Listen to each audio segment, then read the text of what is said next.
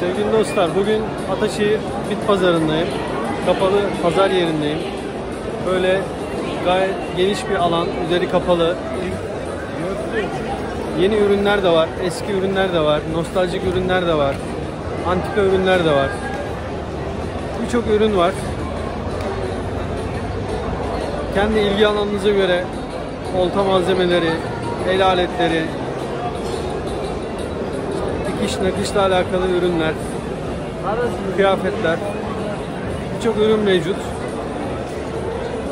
Gelip bakabilirsiniz. Birazdan tezgahları da çekeceğim. Gayet güzel bir yer. Kim verecek?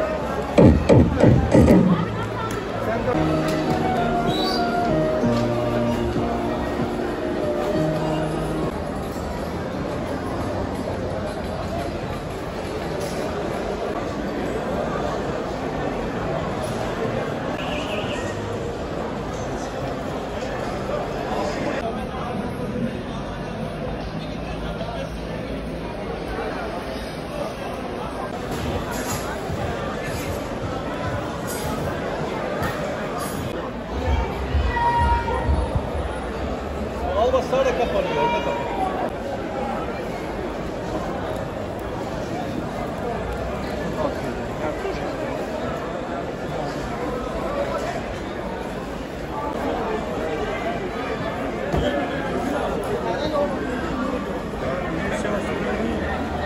Bir saat sonra değil, bir saat sonra. Sevgili dostlar, gezmeye devam ediyorum. Öyle küçük bir yer değil. Gerçekten çok geniş bir alana sahip. Birçok ürün var.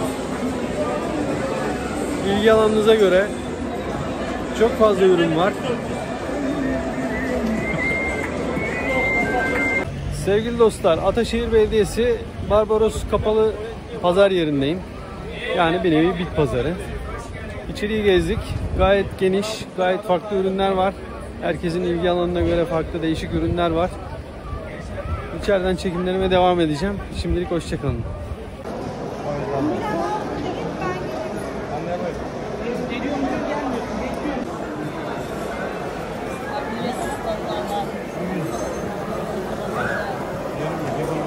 Bak baba böyle.